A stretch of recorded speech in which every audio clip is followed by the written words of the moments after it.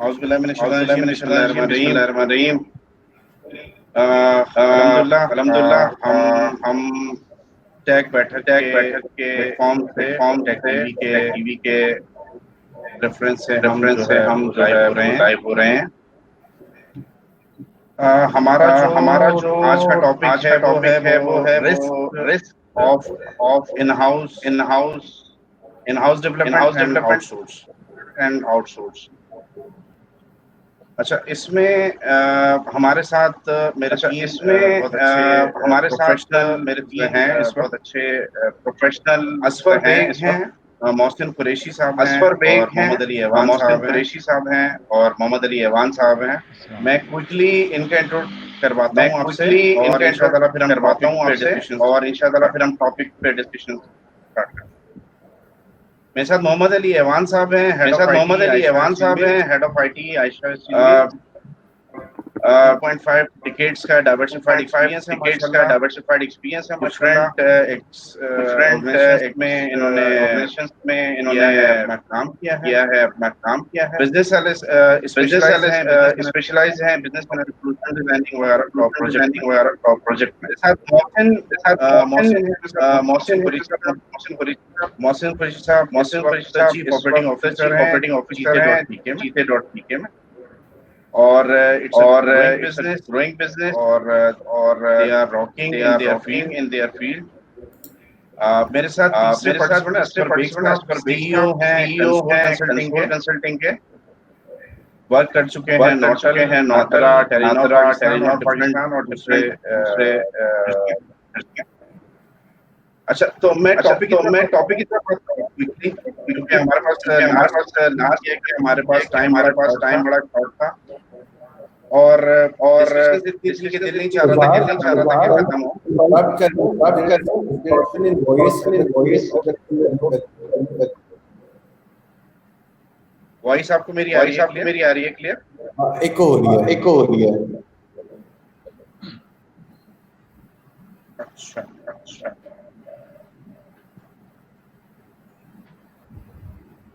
अभी क्लियर है? हाँ जी अब क्लियर है। अब क्लियर है। क्लियर है?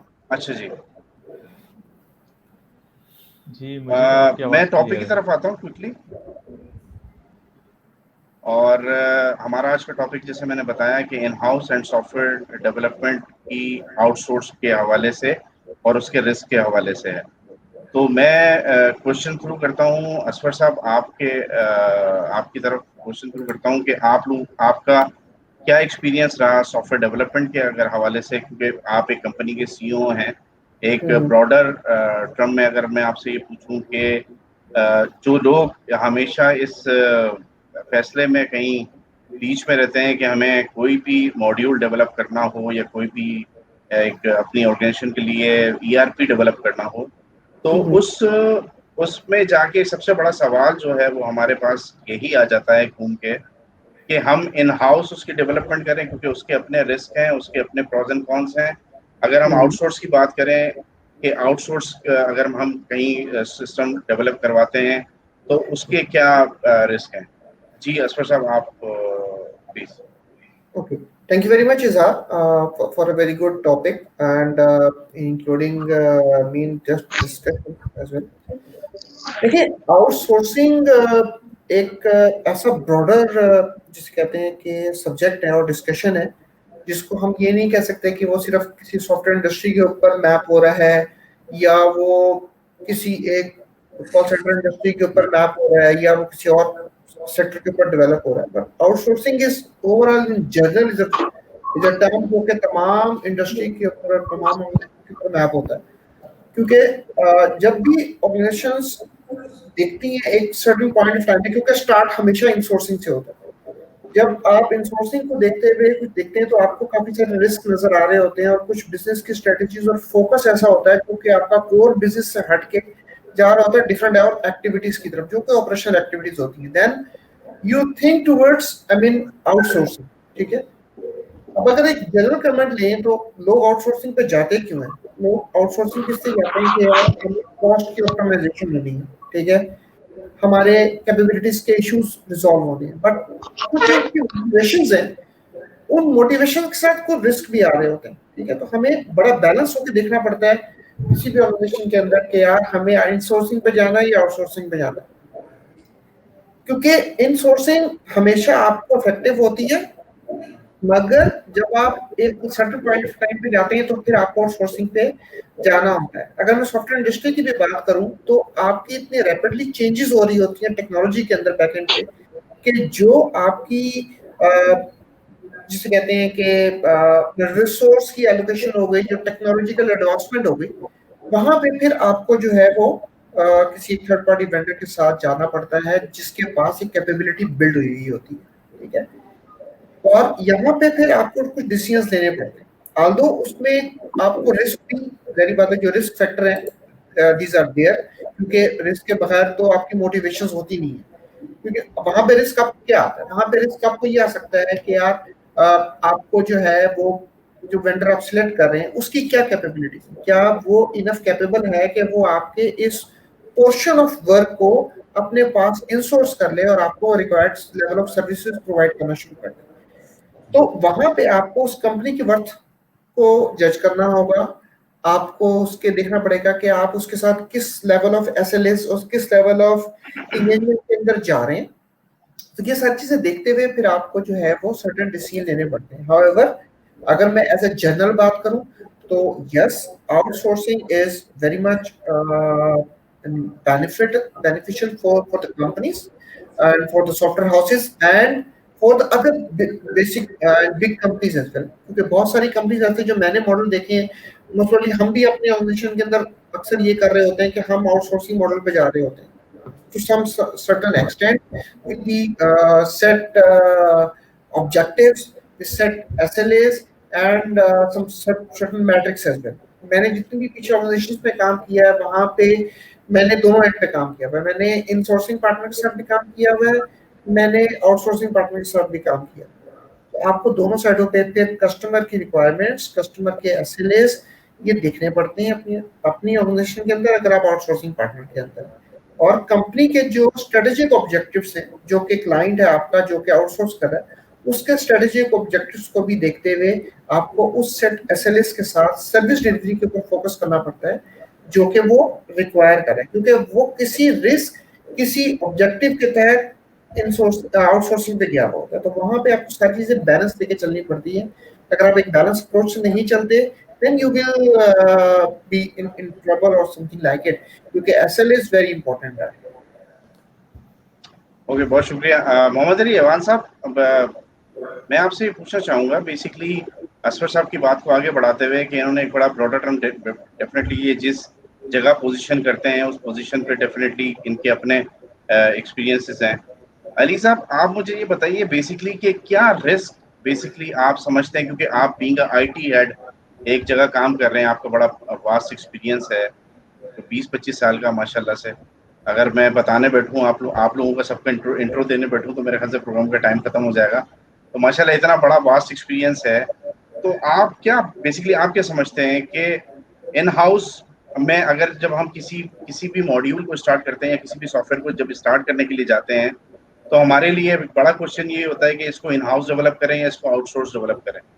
इन हाउस में आप क्या समझते हैं कि इन हाउस में क्या चैलेंजेस आते हैं बिजनेसेस को, IT डिपार्टमेंट्स को क्या चैलेंजेस हैं, और आउटसोर्स अगर आप ये करवाते हैं तो क्या कंट्रोल्स आप वहाँ इनेबल करते हैं। डेफिनेटली आपने अपनी कैरियर जर्नी में ये तमाम चीज़ें की होंगी, तो आप ज़रा हमें बताएं और हमें सिखाएं कि क्या डिसीजन बेसिकली वाइज डिसीजन होना चाहिए, प्लीज़। जी देखिए, प्राइमरीली अगर हम सबसे पहले तो इन हाउस कर रहे हैं या आउटसोर्सिंग कर रहे हैं, दोनों के अंदर ना हमें कुछ फैक्टर्स ऐसे हैं कि जिसको देखना बहुत इम्पोर्टेंट है। सबसे पहला ये होता है फैक्टर कि ऑर्गेनाइजेशन कल्चर क्या है, वो किस चीज़ को प्रमोट करते हैं। बाद ऑर्गेनाइजेशन में ये देखा है वो ये कहते हैं कि जी कुछ भी हो जाए बंदा हमने अपना रखना है।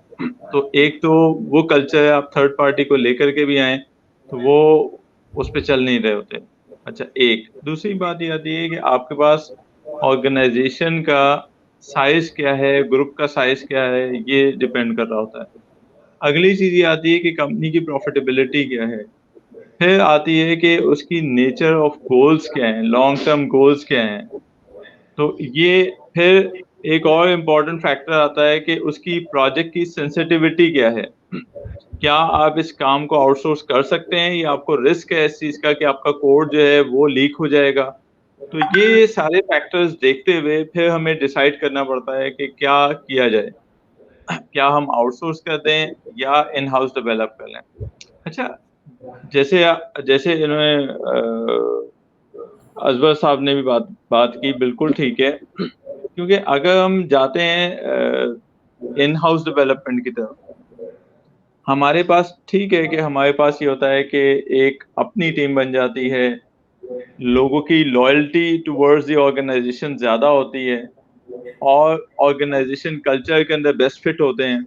लेकिन इन पैरेलल होता क्या है कि जैसे जैसे टारगेट्स अचीव होते हैं, अगर हमारी प्रोजेक्ट्स के साइज छोटे हैं और लॉन्ग टर्म हमारा विजन नहीं है, तो रिस्क ये आ जाता है कि टीम जो है उसकी रिटेंशन का प्रॉब्लम आ जाता है। तो ये हमें बहुत बड़ा प्रॉब्लम आता है। और एक और जो फैक्टर अच्छा आता अली है भाई, वो मैं आपको इंटरप्ट कर रहा हूँ। इसमें एक चीज भी मैंने ये भी सुनी है बेसिकली, क्योंकि मेरा ताल्लुक भी सॉफ्टवेयर डेवलपमेंट बैकग्राउंड से, सॉफ्टवेयर इंजीनियरिंग, इसमें लॉजिक बॉम्बिंग भी होती है। बेसिकली जब आपका कोई ये इन हाउस डेवलपर जब कोई काम कर रहा होता है या सेट ऑफ डेवलपर्स काम कर रहे होते हैं, तो वो कोई लॉजिक बॉम्बिंग भी करते हैं। वो क्या चीज होती है, जरा उसके बारे में। हाँ, असल में देखिए, जब इन हाउस डेवलपमेंट अगर हम कर रहे होते हैं तो उसके अंदर एक प्रॉब्लम ये आ जाता है हमारे पास।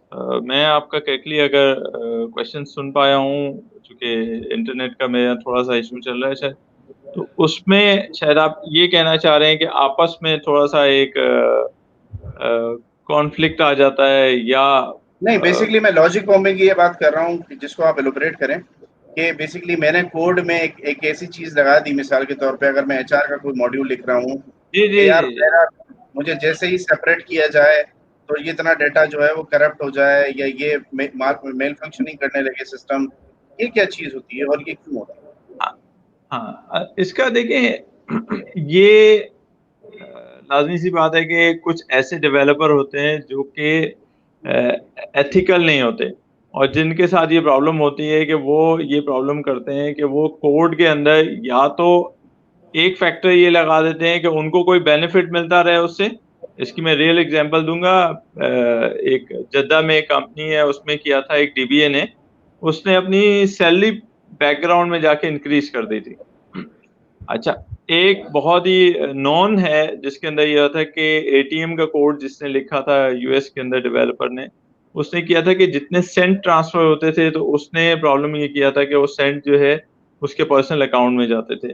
तीसरी जो बात आती है ना, जॉब सिक्योरिटी के अंदर बाज लोगों के साथ आती है। ये मेरा एक लोकल फार्मास्यूटिकल के साथ एक बैकग्राउंड रहा है, जिसके अंदर होता ये था कि एक फर्टिलाइजर के साथ भी रहा है कि जब वो डेवलपर होता था तो सॉफ्टवेयर बिल्कुल ठीक चलता था, और जब वो नहीं होता था तो प्रॉब्लम शुरू हो जाते थे।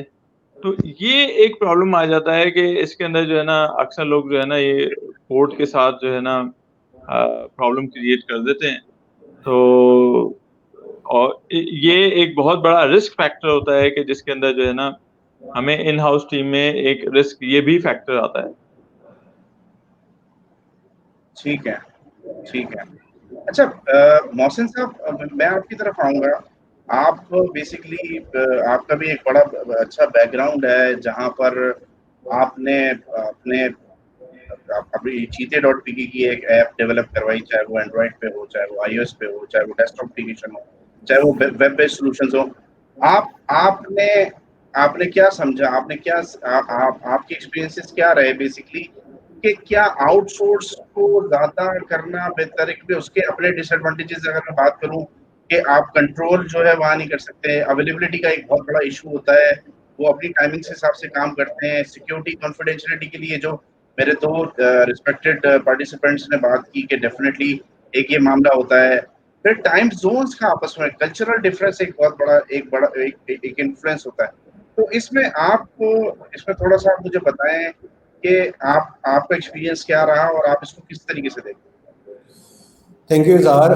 सो बेसिकली मेरा बड़ा मिक्स्ड सा रिव्यू है about in house and outsourcing.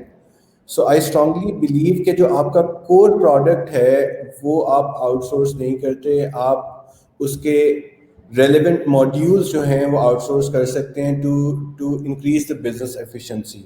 और जैसे हम चीते की बात कर लें तो वी आर टेक कंपनी, तो इट्स प्रोडक्ट वर्सेस प्रोजेक्ट में फ़र्क होता है. अगर आपका प्रोडक्ट होता है, आपके पास डेवलपर्स इन हाउस बैठे होते हैं, तो you can increase and enhance the product at any time. और उसको जो आपकी इन हाउस टीम है उसमें एजिलिटी भी होती है, उसमें अंडरस्टैंडिंग भी होती है, और वो कंपनी के साथ वो लॉयल्टी साथ लेके चल रहे होते हैं. हाउएवर आपने किसी भी कंपनी को आउटसोर्स किया हुआ है तो उनके लिए that would be a project.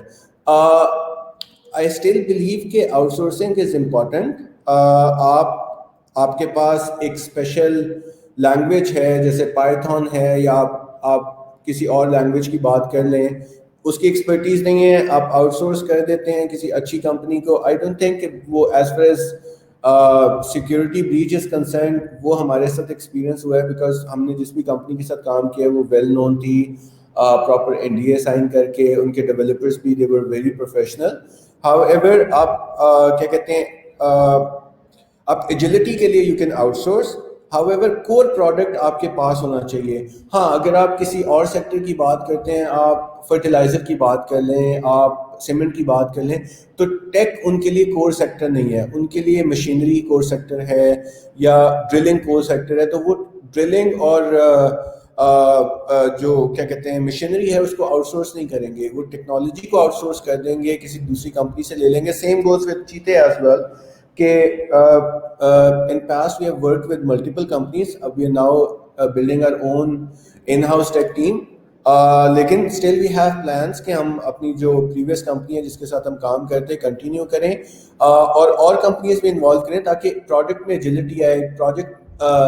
Product में वो एलिमेंट्स भी हैं जो हमारी टेक टीम नहीं देख रही. मे बी एक नई डेवलपमेंट, एक नई लैंग्वेज आई है और दुनिया भर में उसके ऊपर काम शुरू हो गया है. हमारी tech team is busy in house projects, तो we can get that talent on board और उसमें अपने प्रोडक्ट को इन्हांस करें. सो मेरा क्या कहते हैं थोड़ा सा mixed review about in house क्या कहते हैं टीम्स वर्सेस आउटसोर्स, और ये product to product I think vary करता है. आप बेसिकली ये बात कर रहे हैं कि industry to industry, company to company ये वेरी करता है. बट क्या मैं ये सवाल कर सकता हूँ कि बेसिकली आज जितनी भी कंपनीज इस वक्त चल रही हैं, चाहे वो टेक कंपनी हो, चाहे वो रिटेलर्स हों, चाहे वो किसी भी इंडस्ट्री से ताल्लुक रखने वाला कोई भी इदारा हो, वो इस वक्त टेक्नोलॉजी सेवी है और वो उसका कहीं ना कहीं काम जो है वो टेक्नोलॉजी से होता है.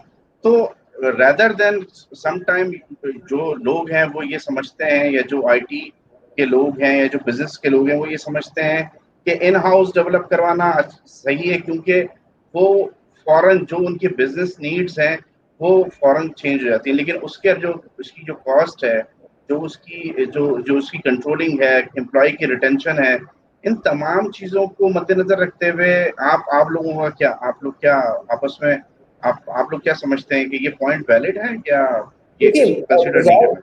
इज़हार, जैसे मैंने पहले भी कहा ना कि अगर आप ई कॉमर्स की बात करते हैं तो कोर प्रोडक्ट इज टेक्नोलॉजी. आपने उसी को आउटसोर्स कर दिया तो अपने कोर प्रोडक्ट के ऊपर जो है ना वो you don't have that much control and agility. आप टेक्सटाइल की बात कर लें, सो एग्जांपल ले लेते हैं, खादी की एग्जांपल ले लेते हैं, सफायर की एग्जांपल ले लेते हैं. उनका जो कोर बिजनेस है वो कपड़ा बनाना है. अब अगर उन्होंने ई कॉमर्स इस्टेब्लिश करना है तो ecommerce is 5% of their business. So अगर I have to make a decision तो मैं वहां पे आउटसोर्स करूंगा. Instead of having my own tech team of 10 people I will outsource it. But when it comes to ecommerce I think the core product should be in house, specially for those companies जिनका, जैसे हम लोग हैं, करीम है, उबर है, यहाँ पे सारी कंपनीज का इन हाउस ही टेक. हाँ, हेल्प जरूर ले लेते हैं आउटसोर्स कंपनी से. चीते की बात कर लें तो चीते कॉन्टैक्ट सेंटर अपना आउटसोर्स करता है. ठीक है, बिकॉज वो हमारा कोर प्रोडक्ट नहीं है, वहाँ पर एक्सपर्टीज चाहिए किसी थर्ड पार्टी की, या हम लोग डिफरेंट मॉड्यूल्स अपने प्रोडक्ट के कहीं ना कहीं सेल्स टीम को थोड़ा सा आउटसोर्स कर देंगे, कहीं ना कहीं हम लोग अपनी फ्लीट हायरिंग को आउटसोर्स कर देंगे, बट हम टेक को for an e commerce company it's important कि वो इन हाउस रखे ताकि वो कंट्रोल्स और प्रोडक्ट वर्सेस प्रोजेक्ट में डिफरेंशिएशन जो है ना वो कायम रहे। असफर साहब, आप क्या कहते हैं इस मामले पे? ये पूरी बातचीत मोहसिन की जो आपने सुनी, इसमें आपका क्या इनपुट है? नहीं, मैं मुझसे से एग्री करूंगा इस पे कि जो कोर प्रोडक्ट है that should be in source, because आपकी जब जो जैसे बात अली ने भी बात की, जो कॉन्फिडेंशियलिटी ब्रीचेस हैं या जो डाटा ब्रीचेस हैं वो आपके कोर प्रोडक्ट में ही ज्यादा होते हैं। जो आपके मॉड्यूल्स हैं उसमें इतनी पॉसिबिलिटी नहीं है। However possibility is there for the breaches and the logic bombing जैसे आपने बात की, बट जो कोर प्रोडक्ट है आपका वही तो ब्रेड एंड बटर है। अगर आपने वो उठा के आउटसोर्स कर दिया फिर तो आप टोटली डिपेंडेंट हो गए ऑन द थर्ड पार्टी, ठीक है। तो यहाँ पे मैं बिल्कुल मुझसे से एग्री करूंगा, but with certain controls definitely. If you even if you have that sort of insourcing yourself, then even then you should have a proper control within yourself, और जो आपके पास आपको वो leverage दें, वो आपको visibility दें कि यार yes your core product is very much up to date without any errors or vulnerabilities, and it's completely synced with that products or modules which you have outsourced or you have contracted with third parties.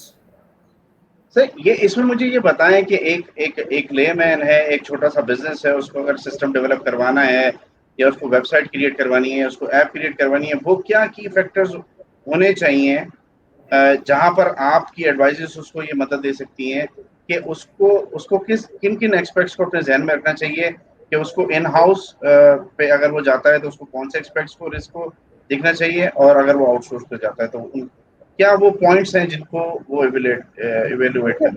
देखिए, risk factor तो बहुत ज्यादा है। अगर मैं risk की बात करूं फिर तो आपके पास बहुत सारे चेक्स हैं। लाइक फॉर एग्जांपल आप कहते हैं कि यार मेरे पास क्वालिटी का सबसे बड़ा चेक है, ठीक है, मेरे पास कैपेबिलिटीज का, डोमेन एक्सपर्टीज का बहुत बड़ा चेक है। अगर जैसे बात की मोहसिन ने किया, अगर मैं पाइथन का बंदा लेने जाऊं और मैंने कोई ऐसी डेवलपमेंट करनी जो कि पाइथन पे, पाइथन का बंदा आप ढूंढने जाए आपको मार्केट में बंदा बहुत मुश्किल से मिलेगा। यस, वेंडर्स ने अपने पास कैपेबिलिटीज जो है वो डेवलप की हुई होती है, then you have to go with the vendor as well. आप फिर देखते हैं कि आपका जो कॉस्ट बेनिफिट एनालिसिस है वो क्या कहता है कि आपको एक प्रोडक्ट बनाने में और एक प्रोडक्ट लेने में कितना आपका वो बैलेंस आ रहा है। तो आपको फिर ये इस तरह के कुछ एनालिसिस करने पड़ते हैं, ठीक है। तो जो छोटे बिजनेसमैन हैं वो भी यही देखते हैं, जो छोटी कंपनीज हैं वो भी ये देखती हैं कि यार इस प्रोडक्ट को अगर मैं बनाऊंगा तो मेरा कितना एक्सपेंस आ रहा है, मेरा कितना टाइम लग रहा है, मेरी कितनी एफर्ट लग रही है, और अगर मैं इसको बना बनाया खरीद लूं कहीं से या मैं इसको आउटसोर्स कर दूं तब मुझे क्या बेनिफिट्स मिल रहे हैं।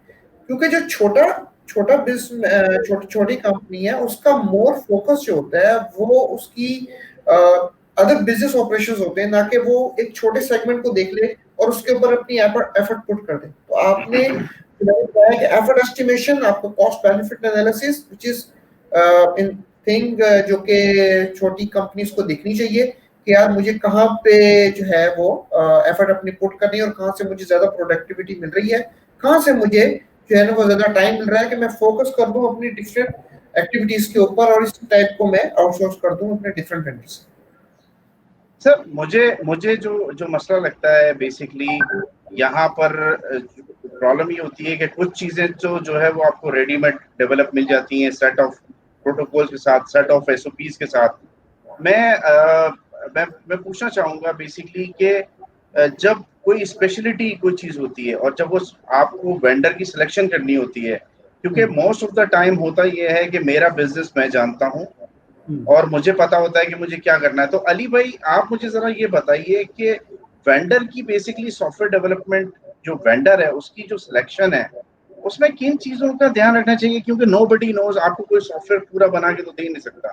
तो आपको क्या चीजें जो है वो काउंटर करनी चाहिए कि जब आप कोई भी प्रोजेक्ट अगर आप बाहर दे रहे हैं या आप किसी इन हाउस टीम को दे रहे हैं तो उसमें क्या क्या चीजें जो है वो शामिल होती हैं, क्या क्या ऐसे इंग्रेडिएंट्स हैं जिस पे आपको पहले काम करना होता है और उसके बाद आप उसको उसकी परफॉर्मेंस को जो है वो वेरीफाई कर सकते हैं?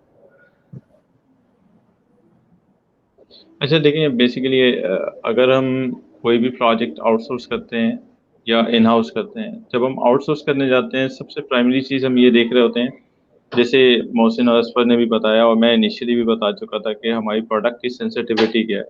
अगर तो कोर मॉड्यूल नहीं है, कोर बिजनेस नहीं है, या हम जैसे टेक्सटाइल के अंदर हैं या मैन्युफैक्चरिंग किसी इदारे में हैं, तो फिर हमें ये करना पड़ता है कि प्राइमरीली हम जिस वेंडर को भी सिलेक्ट करने जाएं उसके की फैक्टर्स हैं।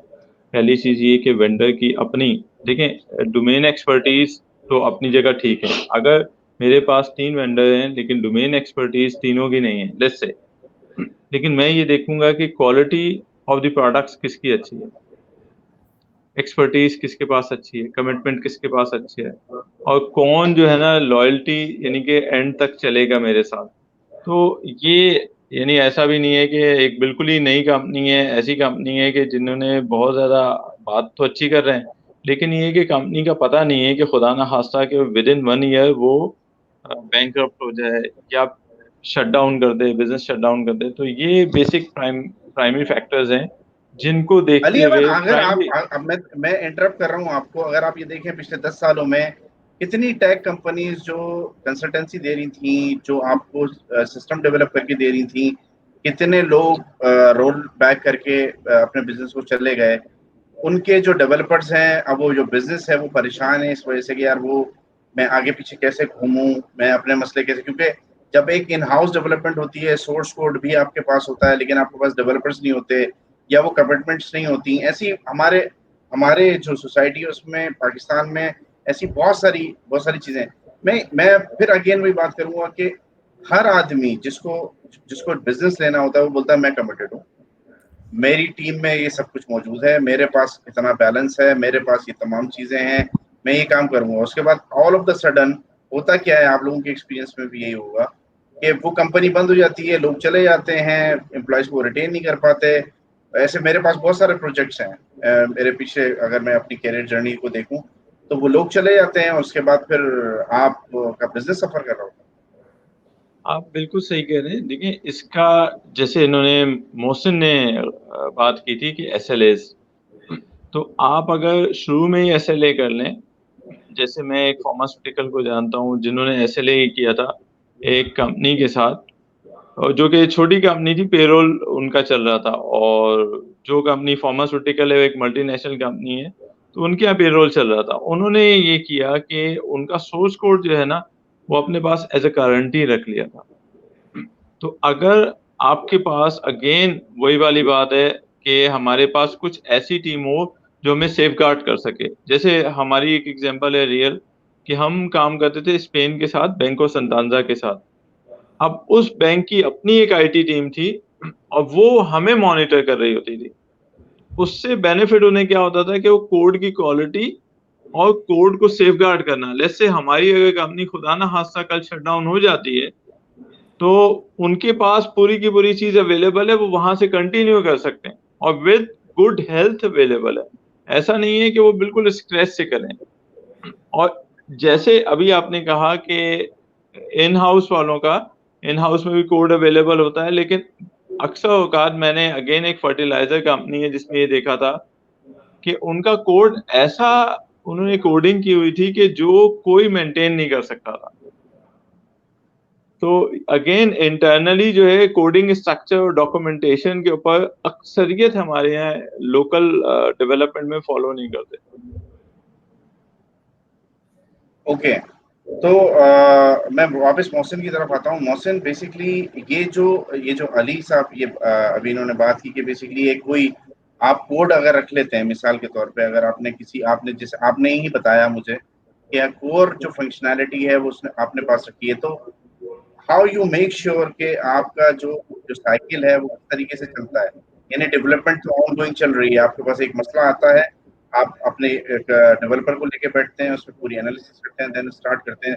तो आप कैसे ये मेक श्योर करते हैं, आपका क्या एक्सपीरियंस है कि आपने कैसे मेक श्योर किया कि आपका सिस्टम अपडेटेड हो, आपने जो सेंट्रल रिपोजिटरी अगर आपने सॉफ्टवेयर की रखी हुई है तो वो अपडेटेड? देखिए, मैं अली से एग्री करता हूँ कि आप अगर आउटसोर्स भी कर रहे हैं फिर भी आपके पास स्पेशलिस्ट होना चाहिए जो एटलीस्ट रिव्यू कर सके, जैसे उन्होंने किसी बैंक की example the. Same is the case with us. अगर हम लोग आउटसोर्स कर रहे हैं किसी मॉड्यूल को, तो प्रोजेक्ट मैनेजर हमारे एंड से जो उस पूरे प्रोजेक्ट को देख रहा है, उसकी रिस्पॉन्सिबिलिटी होती है कि उसको क्या कहते हैं, रिक्वायरमेंट्स फिजिबिलिटी से लेके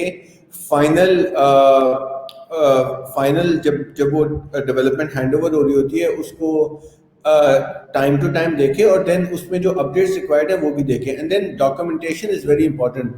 और हमारे यहाँ जो मेरा पर्सनल एक्सपीरियंस है वो IT companies specially Pakistani clients को जब डॉक्यूमेंटेशन दे रही होती हैं तो वो बस फॉर ग्रांटेड होती हैं, कोई भी इंटरनेशनल स्टैंडर्ड्स को फॉलो नहीं कर रहा होता। सो डॉक्यूमेंटेशन और कमेंटिंग आई थिंक बहुत ज़रूरी है कि अगर आपने फाइनली क्या कहते हैं सारी उम्र के लिए तो उस पर्टिकुलर क्लाइंट के पास नहीं रहना, मे बी उसके पास वो बाद में अपनी टीम को इन हाउस ले आए या वो किसी और क्लाइंट को आउटसोर्स कर दे, तो उसके लिए documentation I think from the scratch is very important. और हम लोग 2-3 चीज़ों का ख्याल रखते हैं। एक तो प्रोजेक्ट मैनेजर्स हमारे अपने होते हैं जो एंड टू एंड रिव्यू कर रहे होते हैं, डॉक्यूमेंटेशन अवेलेबल हो, और तीसरा जो है वो कोड के ऊपर जो कमेंट कर रहे हो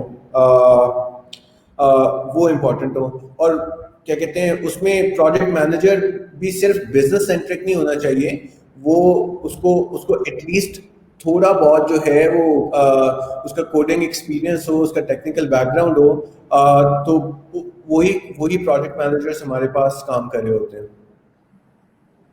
अच्छा असफर साहब, मैं आप एज अ सीईओ, क्योंकि ये सीईओ एक कम्युनिटी है जो सीआईओ की बात नहीं समझती है, ये हमेशा से हमें थोड़ा सा प्रॉब्लम रहता है।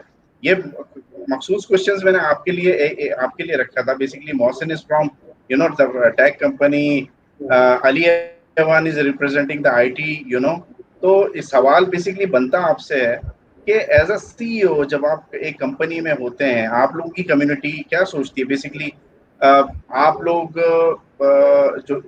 टैक्स हैवी नहीं होते, आप लोगों को कुछ नहीं पता, आपका तो सिस्टम ही सही चलना चाहिए और ये सारी प्रॉब्लम चलना चाहिए।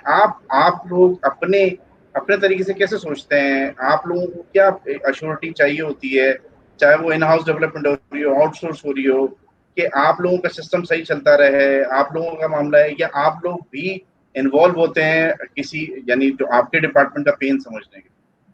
अच्छा देखिए, मैं थोड़ा सा चीज पहले बता दूं कि मेरा थोड़ा सा बैकग्राउंड जो है ना, इट्स समथिंग वो टिपिकल सीईओ वाला बैकग्राउंड नहीं है कि वो एक बिजनेस माइंड बंदा हो और इस तरह हो। मेरा बैकग्राउंड है टेक्निकल, ठीक है। अच्छा, मैं टेक्निकल बैकग्राउंड से निकल के और फिर मैं एंटरप्रेन्योरशिप में आया और मैंने ये काम शुरू किया। मैं पहले पीछे एक स्टेप पीछे जाता हूँ, जो बात अली ने और मोहसिन ने की, उसमें जो मेजर पॉइंट है वो वर्जनिंग ऑफ सॉफ्टवेयर है कि आपने डॉक्यूमेंटेशन तो रखनी है, और वो डॉक्यूमेंटेशन होगी क्या? वो डॉक्यूमेंटेशन वो होगी जो आप क्लाइंट के साथ, अपने वेंडर के साथ कॉन्ट्रैक्ट करते वक्त आप डिलीवरेबल को एग्री करते हैं, ठीक है। उस डिलीवरेबल के अंदर अगर मैं सॉफ्टवेयर इंडस्ट्री की बात करूं तो वर्जनिंग इज वेरी इंपॉर्टेंट कि आप अगर कोई सॉफ्टवेयर डेवलप कर रहे हैं, अगर आपका एक नया वर्जन आना है या उसकी अपडेट आनी है तो पिछला वर्जन आपके पास सेफ होना चाहिए। फॉर एग्जाम्पल, अगर कोई आपके पास प्रॉब्लम आ जाती है, कोई डिजास्टर हो जाता है, then you should have a previous version of the backup so that आप उसको रिस्टोर कर लें। और फिर जितनी भी चेंजेस हैं वो एक प्रॉपर चेंज कंट्रोल मैकेनिज्म के थ्रू चलनी चाहिए, जो कि एक इंटरनेशनल प्रैक्टिस है और जो कि वेंडर्स को फॉलो करनी चाहिए। पहली चीज तो ये है, ठीक है। ये तो होगी पिछले पॉइंट की बात। अच्छा, अब अगर मैं इस पॉइंट की तरफ आऊं जो आपने क्वेश्चन मेरे साथ किया, तो अगर फॉर एग्जांपल मैं उस टेक्निकल बैकग्राउंड से होके ना आया हुआ होता, तो as a CEO of the company जो मेजर इंपॉर्टेंट एस्पेक्ट है वो आपकी सर्विस अवेलेबिलिटी है, कि जो सर्विस आप अपने आगे कस्टमर्स को दे रहे हैं, जिसके लिए आपने पीछे आउटसोर्सिंग की हुई है, तो उस सर्विस की availability is very important for any CEO, ताकि जितनी उसकी सर्विस अवेलेबल रहेगी, कस्टमर को मिलती रहेगी, कस्टमर का ट्रस्ट आपके ऊपर बिल्ड रहेगा। तो और उस सर्विस की अवेलेबिलिटी को इंश्योर करने के लिए डिफरेंट एसएलएस होंगे, डिफरेंट कंट्रोल्स होंगे, डिफरेंट मैकेनिज्म होंगे, ठीक है, उन सबको लेके चलना और उन सबको एक पार्ट बना देना एक ओवरऑल कॉन्ट्रैक्ट के अंदर विद डिलीवरेबल्स, एक सीईओ के लिए ज्यादा इंपॉर्टेंट चीज ये होती है। ओके अश्विन साहब, मुझे ये भी बताइए बेसिकली कि आपके जो एक्सपीरियंस रहा वो किन किन सॉफ्टवेयर से, डेवलपमेंट कंपनी से रहा, या कंपनीज का मतलब ये किन किन प्रोजेक्ट से रहा जहां आपने अपने लिए सिस्टम डेवलप करवाया, अपने बिजनेस के लिए सिस्टम डेवलप करवाया, या किसी के लिए करके? देखिए मेरा जो बैकग्राउंड है वो सॉफ्टवेयर डेवलपमेंट से शायद नहीं है, ठीक है। मेरा बैकग्राउंड जो है वो साइबर सिक्योरिटी से है या सिक्योरिटी आईटी सर्विसेज से ज्यादा रहा है। तो उसमें जो हमारी आउटसोर्सिंग ज्यादातर हुई है वो हमारी ज्यादातर आउटसोर्सिंग जो है वो आईटी सर्विसेज के लिए ज्यादातर हुई, वो सॉफ्टवेयर डेवलपमेंट के लिए नहीं हुई। तो मैं शायद वो एक रेलेवेंट एग्जांपल ना कोट कर पाऊँ। तो मेरी जितनी आउटसोर्सिंग एक्सपीरियंस रहा उसमें एक प्रॉपर जिसे कहते हैं कि एक मैकेनिज्म फॉलो किया गया जिसमें हमने कुछ ट्रांजिशन के साइकिल चलाए। उस ट्रांजिशन के साइकिल में फॉर एग्जांपल आपने एक वेंडर सिलेक्ट किया कि यार ठीक है मैंने ये पोर्शन ऑफ अपनी ऑर्गेनाइजेशन या पोर्शन ऑफ डिपार्टमेंट जो है I have to outsource it. तो उसके लिए we have to build a complete repository कि मेरे पास एसेट्स क्या हैं जिनको मैंने आउटसोर्स करना है और उन एसेट्स के पीछे उस जब मैंने आउटसोर्स करना है उसका ट्रांजिशन साइकिल क्या होगा, ठीक है। तो ये चीज डेवलपमेंट, इसकी प्लानिंग, इसकी डॉक्यूमेंटेशन इज वेरी इंपॉर्टेंट जो हमने प्रॉपर की। हमने प्रॉपर रन बुक्स बनाई, उन रन बुक्स से बना के हमने वो आउटसोर्सिंग पार्टनर को दी कि भाई ये हमारे ऑपरेशनल प्रोसीजर्स हैं, ये हमारे प्रोसेसेस हैं, ये हमारी रन बुक्स हैं जिनको हम इस वक्त मैनेज कर रहे हैं। You have to manage at the same level, ठीक है, कि हमारी सर्विस अवेलेबिलिटी, हमारी नेटवर्क अवेलेबिलिटी पे कोई फर्क नहीं आना चाहिए और इस तरह की ही स्ट्रिंजेंट प्रोसेस आपको भी फॉलो करने हैं जिससे आप मेरी सर्विस को मेरे से टेक ओवर करें। तो पहले एक ट्रांजिशन के साइकिल्स, फिर एक जो है वो उसके साथ बेबी सिटिंग वाले प्रोसेस कि मैंने हैंडओवर तो कर दिया बट मेरा रिसोर्स कुछ अरसे के लिए उनके साथ काम कर रहा है ताकि मैं एक स्मूथ ट्रांजिशन को इंश्योर कर लूं कि मेरा जो सर्विस पार्टनर है, जो मेरा वेंडर है, वो मेरी सर्विस को टेक ओवर कर ले। तो ये जो एक प्रोसेस है विच इज वेरी इंपॉर्टेंट जो मैंने पीछे अपनी एक्सपीरियंस के साथ गेन किया। अली साहब, आप मुझे बताइए, बेसिकली मैं सेम क्वेश्चन आपकी तरफ थ्रू कर रहा हूँ बेसिकली कि आपके क्या एक्सपीरियंसेस रहे। आपने इन हाउस भी सिस्टम डेवलप किए, आपने इम्प्लीमेंटेशंस भी करवाई, आपने जो है वो सॉल्यूशंस भी दिए, तो आपका ओवरऑल एक्सपीरियंस इस हवाले से क्या है कि इन हाउस डेवलपमेंट ज़्यादा सूदमंद साबित हुई बिजनेस के लिए? ये तो हमने जितनी भी डिस्कशंस की हैं माशाल्लाह से सारी आउटसोर्स के हवाले से हैं। इन हाउस के हवाले से क्या इसके एडवांटेजेस और क्या डिसएडवांटेजेस आप समझते हैं? देखिए, अगर अगेन अगर हम सॉफ्टवेयर हाउसेस की बात करें तो ऑब्वियस सी बात है कि वहाँ तो सारी टीम इन हाउस ही होती है। लेकिन अगेन हमने वहाँ पर भी मैंने एक लीडिंग सॉफ्टवेयर हाउस स्टार्ट किया था। एक कंपनी है वंदर सॉल्यूशन, तो उसके फाउंडिंग मेंबर्स में से हूँ। तो उस जमाने में हमने कंसोर्शियम काशिफ बना साहब कर, आपके पास होते थे? काशिफ जी काशिफ जमील साहब, जी उन्होंने बाद में ज्वाइन किया था हमें। और उसमें ये था कि हमारा इनिशियली एकदम से टीम का बनाना काफी मुश्किल था। तो हमने उसमें ये किया था कि जो भी उस टाइम लीडिंग कंपनीज थी, अच्छी कंपनीज थी, उनके साथ हमने एक कंसोर्शियम बनाया और बना करके हमने उनके साथ मिल करके कुछ प्रोजेक्ट्स किए और डिलीवर किए, जो कि यूएस के लिए और स्पेन के लिए उस जमाने में डिलीवर किए थे। 2000 की बात कर रहा हूँ। तो बहुत अच्छा एक्सपीरियंस रहा। एक तो ये रहा कि हमें टाइम टू मार्केट फैक्टर जो है ना वो फौरन मिल गया, स्किल्स मिल गई, स्केलेबिलिटी मिल गई। सबसे इम्पोर्टेंट फैक्टर ये भी होता है क्योंकि आप अच्छे स्किल सेट को हायर करने के लिए आपको बहुत ज़्यादा टाइम लगाना पड़ता है, बाज़ अगर स्किल सेट मिलता नहीं है। अच्छा, कुछ लोग ऐसे भी हैं जो कि सॉफ्टवेयर हाउसेज में काम कर रहे होते हैं, तो उनको ये भी एक मसला होता है कि वो मूव नहीं करते किसी दूसरी जगह। तो एक हमारा उस एंड के ऊपर एक अच्छा एक्सपीरियंस रहा। अच्छा, इसी को मैं अगर अपने दूसरी तरफ लेकर के आता हूँ कि जहाँ मैंने एंड यूजर साइड पे ऑर्गेनाइजेशन में काम किया। एंड यूजर साइड के ऊपर जब मैं काम करने गया तो वहाँ कई चैलेंजेस आए। एक तो मेरे पास इन हाउस अपनी टीम का चैलेंज आया कि जब भी मैंने लेट्स से माइक्रोसॉफ्ट AX एक ज़माने में नया-नया था तो उसकी एग्ज़ाम्पल है। उसकी रिसोर्स का मिलना मुश्किल, फिर वो जब थोड़ा पॉपुलर हुआ तो आया दिन मेरे पास रिसोर्स की रिटेंशन का प्रॉब्लम आ गया। फिर एक और चीज़ जो प्रॉब्लम आ जाता है वो ये आता है, होपफुली आप लोग एग्री करें कि जब आप इन हाउस टीम होती है तो अक्सर लोग ये कहते हैं आपके जो बिज़नेस यूज़र्स हैं, उनके साथ ये आ जाता है कि ठीक है इसको हम ऐसा करेंगे कि नेक्स्ट वीक देख लेंगे। तो जो टाइम है ना, टाइम फैक्टर वहाँ पे नहीं आ रहा होता। वो प्रोजेक्ट जो है वो सॉर्ट ऑफ प्रोजेक्ट ऐसा-ऐसा ऑपरेशन टाइप का बना हुआ होता है। तो वहाँ प्रोजेक्ट का कॉन्सेप्ट जो है ना वो बड़ा खराब हो जाता है। एक तो फैक्टर ये आ जाता लेकिन है। आप नहीं समझते डिलीवरेबल्स ज्यादा जल्दी मिल जाते हैं, जहां पर जो चीज एक आउटसोर्स कंपनी आपको बना के देगी, टेस्ट करके देगी, तो बहुत सारे उनके प्रोसीजर्स करके SOP को फॉलो करते हुए करते हैं। वहां आपका जो बिजनेस सफर कर रहा होता है, जहाँ छोटी सी प्रॉब्लम होती है वो रिजॉल्व होकर फौरन मिल जाती है। कंपेयर इसको कैसे देखते हैं? इसकी मैं रियल एग्जांपल दूँगा। हमारा एक ग्रुप था कंपनीज़ का, उसमें ही हम माइक्रोसॉफ्ट का ही सिस्टम था, तो हमारे पास एक डेवलपर थे। वो डेवलपर ने ये किया कि बिज़नेस यूज़र के साथ मिल कर के इन्वेंटरी मूव करनी थी। हमारी एक कंपनी से पूरा का पूरा फ्लीट का और वर्कशॉप जो है वो मूव होके दूसरी कंपनी में जा रही थी, टेक कंपनी में। यानी कि टेक से मुराद टेक्नोलॉजी वाली कंपनी नहीं है, मतलब बेसिकली वर्कशॉप वाली कंपनी थी। अब अनफॉर्चुनेटली हुआ ये कि वहाँ चूँकि सिनेरियो प्रॉपर्ली टेस्ट नहीं हो सके और प्रॉब्लम ये आ गई कि इन्वेंटरी मिसमैच हो गई। अब इसी को अगर मैं बाद में मैंने वही चीज़ आउटसोर्स कर दी। मुझसे पहले आईटी कोई और देख रहा था वहाँ। तो मैं उसी ज़माने में हायर हुआ था, तो फिर मैंने आईटी को आउटसोर्स करके एक थर्ड पार्टी को, वेंडर को अ, असाइनमेंट दिए। उसके अंदर ये हुआ कि वो प्रॉपर्ली उसका पहले बिज़नेस रिक्वायरमेंट लेते थे, बिज़नेस एनालिसिस करते थे, क्वालिटी के सर्वर लेते थे, क्वालिटी के सर्वर के ऊपर टेस्टिंग करते थे। बुरा तो हमें बहुत लगता था, लेकिन ये वो जो पहला एक्सपीरियंस हमारा खराब हो गया था, उसको देखते हुए, क्योंकि उस इन्वेंटरी को अ, वापस से रिकंसाइल करने और सेट करने के लिए तकरीबन हमें 6 महीने लग गए थे।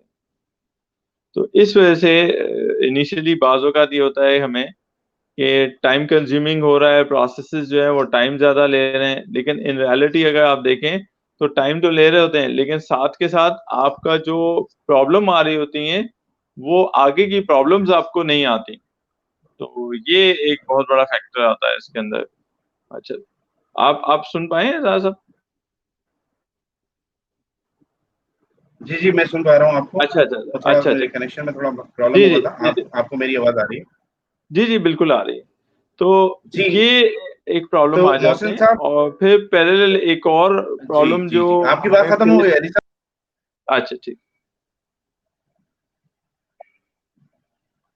जी, जी, प्लीज़ कंटिन्यू करें। आप अच्छा, मैं आपसे ये कह रहा था कि दूसरा जो प्रॉब्लम फैक्टर आ जाता है ना हमारे पास, वो प्रॉब्लम ये आ जाता है कि हमारे पास जब हमारे पास असाइनमेंट अगर प्रॉपर ना हो ना, तो इंटरनली एक पॉलिटिक्स शुरू हो जाती है आईटी डिपार्टमेंट के अंदर ही। क्योंकि अब लोगों के पास करने का कुछ होता नहीं है, बहुत ज़्यादा असाइनमेंट होते नहीं हैं, तो ये एक फैक्टर भी शुरू हो जाता है, क्योंकि आप जब बाज़ औक़ात केपीआई बना रहे होते हैं, तो वहाँ पे भी एक प्रॉब्लम ये क्रिएट हो जाती है। तो इस वजह से रिसोर्सेज़ उतनी रखें कि जो आपकी नीड है। यानी कि अगर मैं पर्सनली देखूँ तो कोर टीम आपकी अपनी होनी चाहिए, बाकी चीज़ें आप आउटसोर्स कर दें।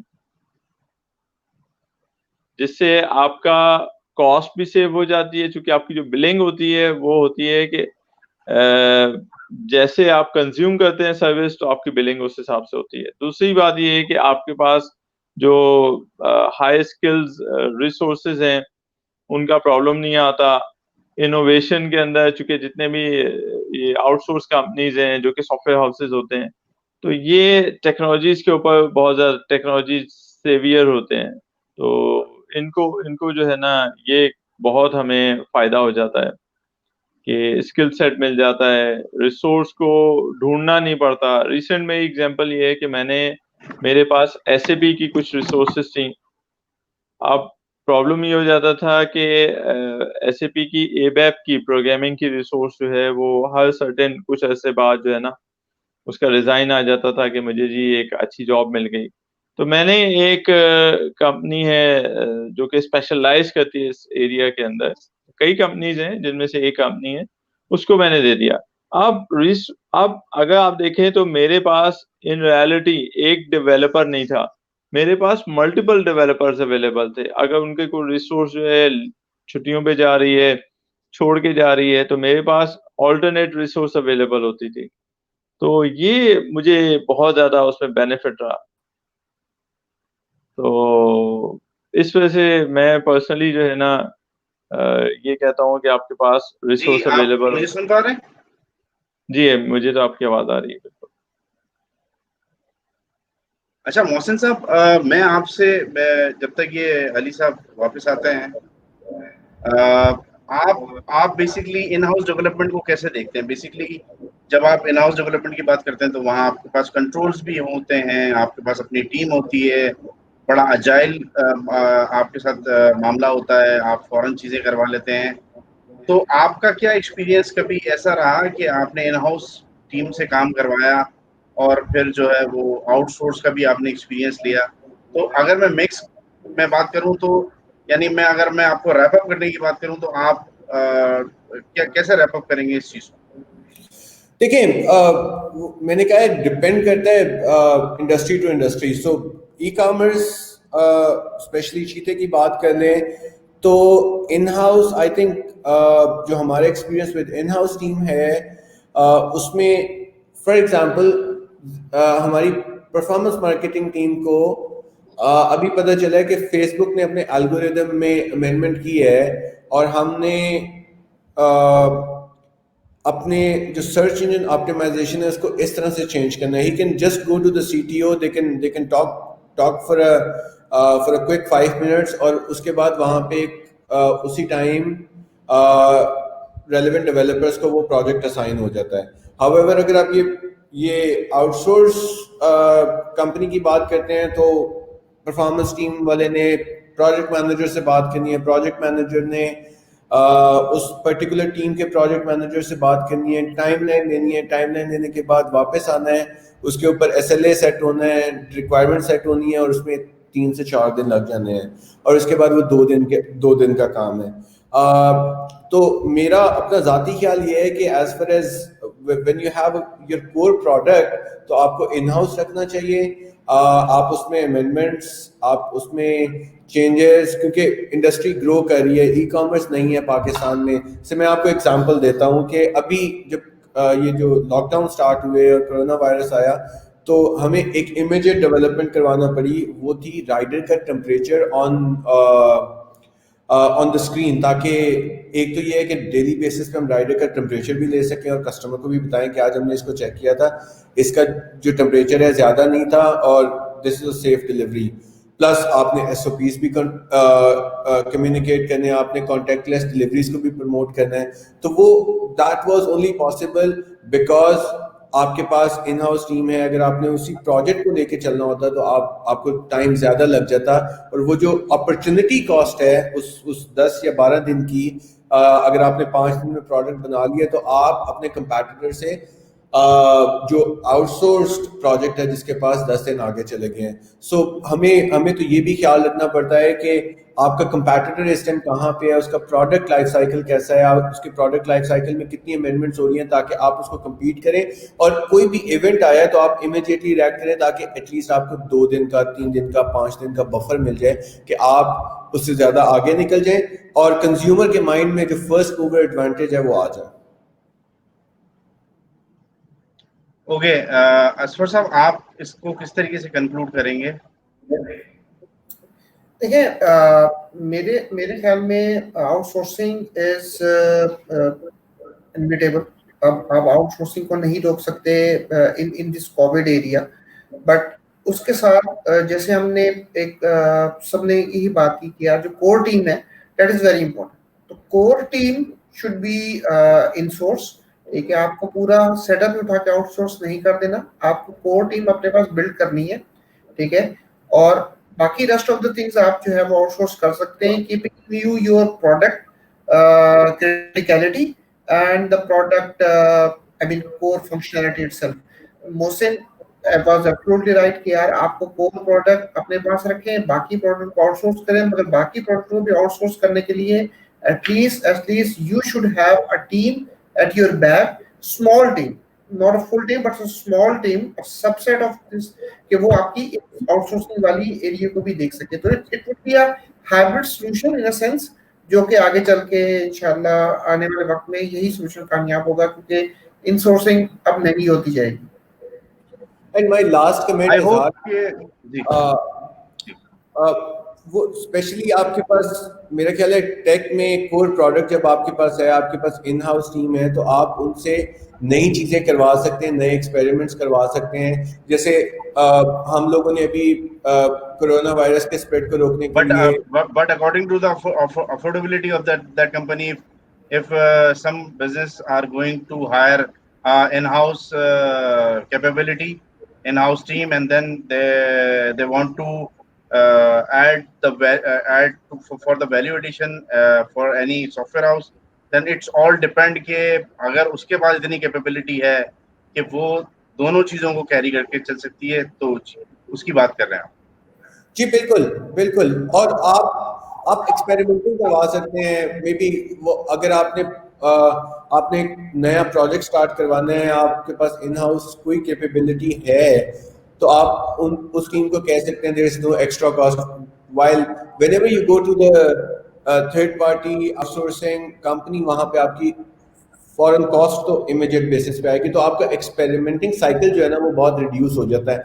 And specially companies like us जो प्योरली प्रोडक्ट बेस्ड हैं, जो जिनका अपना कोर प्रोडक्ट ही वो पर्टिकुलर ऐप है या वो पर्टिकुलर वेबसाइट है.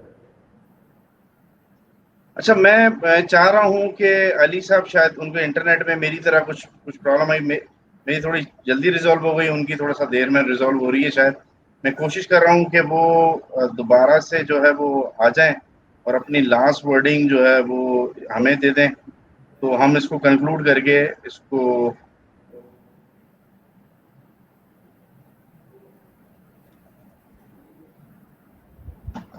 अच्छा. बहरहाल ये टॉपिक तो इतना बड़ा है, जाहिर सी बात है हमारे पास एक लिमिटेड टाइम है बेसिकली. इस टाइम में शुक्र अल्हम्दुलिल्लाह. अली भाई, हम आपका बेचैनी से इंतजार कर रहे हैं. थैंक यू जी सर, मैं आखिरी वर्डिंग की तरफ गया. मेरे दोनों मेहमानों ने जो है वो अपनी आखिरी वर्डिंग दे दी है. प्रोग्राम का टाइम खत्म हुआ चाहता है, तो आपकी आखिरी वर्डिंग में लेके मैं इसको क्लोजर पे लेके जाना चाहता हूँ. ऑल्दो कि मैं अभी अपने दोस्तों से बात ये कर रहा था, अपने मेहमानों से बात ही कर रहा था कि टॉपिक इतना है कि इस पे तो बोलने के लिए और बात करने के लिए बहुत सारा वक्त चाहिए और बहुत सारी शायद एपिसोड चाहिए, क्योंकि एक के बाद सवाल आप लोगों की डिस्कशन से निकल रहा है. लेकिन एट द एंड हमें प्रोग्राम का क्लोजर करना है, तो आपके आखिरी वर्ड्स हमें. अच्छा देखिए, अगेन बिल्कुल जैसे इन्होंने मोहसिन ने या असफर साहब ने या आपने भी कहा, तो उन्हीं चीज़ों को अगर आप देखते हुए कि आपकी अगर nature of the business, nature of the company, वो डिपेंड कर रही होती है कि आप किस किस्म की कंपनी से हैं. अगर आपका कोर बिजनेस जो है वो है ही टेक्नोलॉजी के प्रोडक्ट है, तो फिर आप कोर अपने पास ही रखेंगे. और अगर आप दूसरे एरिया में हैं तो आप ये करेंगे कि अपनी एक कोर टीम बना लें और उस कोर टीम के थ्रू आप दूसरी चीज़ें जो है वो आउटसोर्स कर लें. तो ये बेसिकली इसके अंदर आपके पास कॉस्ट सेविंग भी आएगी, इसके अंदर आपके पास एक्सपर्टीज जो हैं वो अवेलेबल होंगी आपके पास, कि आपके पास नई नई एक्सपर्टीज अवेलेबल है, रिसोर्स पूल अवेलेबल होगा. ऐसा नहीं होगा कि आपके पास एक टेक्निकल डेवलपर है वो अवेलेबल है और आज वो किसी वजह से नहीं आ सका तो आप बैठ गए. तो आपके पास एक पूरा रिसोर्स पूल अवेलेबल होता है. तो ये भी अगेन एक बहुत बड़ी बात होती है कि जिसके अंदर प्रॉब्लम नहीं आती. तो ये स्पेशलाइज्ड स्किल सेट है, हायरिंग प्रॉब्लम नहीं आते. तो ये स्केलेबिलिटी आपके पास अवेलेबल होती है कि आपकी प्रोडक्ट के अंदर फीचर सेट अगर बहुत सारे ऐड करने हैं तो आप मल्टीपल फीचर सेट ऐड कर सकते हैं। जैसे एक एग्जांपल दूंगा, माइक्रोसॉफ्ट ने भी किया।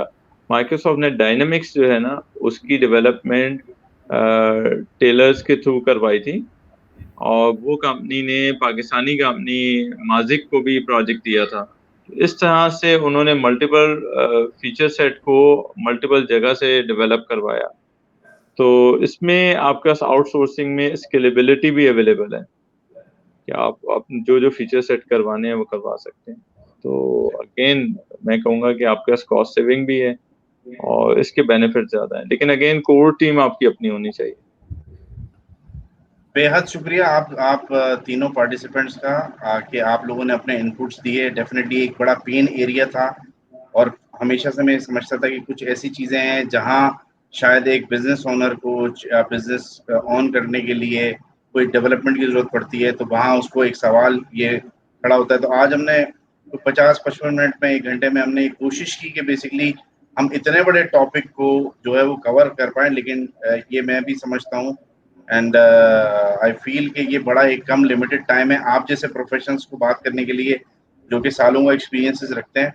बहरहाल मैं आप लोगों का दोबारा से शुक्रगुजार हूँ, देखने वालों का शुक्रगुजार हूँ, कमेंट्स करने वालों का शुक्रगुजार हूँ कि उन्होंने हमारे प्रोग्राम को देखा और डेफिनेटली जो हमारे बड़े हैं उन्होंने रिवाइज किया होगा। जो लोग हमारी न्यू जनरेशन है हमारे एक्सपीरियंस से सीख रही है, आप लोगों का बेहद शुक्रिया। Thank you so much. इंशाअल्लाह हम किसी और प्रोग्राम में एवरी वेडनेसडे हम टैग बैठक कर रहे हैं और इंशाअल्लाह हम ऐसे टॉपिक्स को कवर कर रहे हैं जो पेन एरियाज, इंडस्ट्री के पेन एरियाज हैं। एक लेमैन कैसे सोचता है, एक आईटी डिपार्टमेंट चलाने वाला कैसे सोचता है, एक सीईओ कैसे चीज़ों को देखता है। तो हम कोशिश कर रहे हैं कि हम मुख्तलिफ एंगल्स से मुख्तलिफ टॉपिक्स को कवर करें। मुख्तलिफ आप लोग जैसे लीडर्स हैं सीएक्सओ के, उनको लाकर हम किस तरीके से मज़ीद इनपुट अपनी कंट्री को दे सकते हैं, एक बेहतर तरीके से प्रेजेंट कर सकते हैं अपनी चीज़ों को।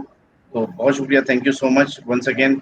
थैंक यू अली साहब, मोहसिन, असफर बेग साहब, बहुत शुक्रिया आप लोगों का। Thank you so much. बहुत शुक्रिया, थैंक यू, बहुत शुक्रिया, थैंक यू। अस्सलाम वालेकुम।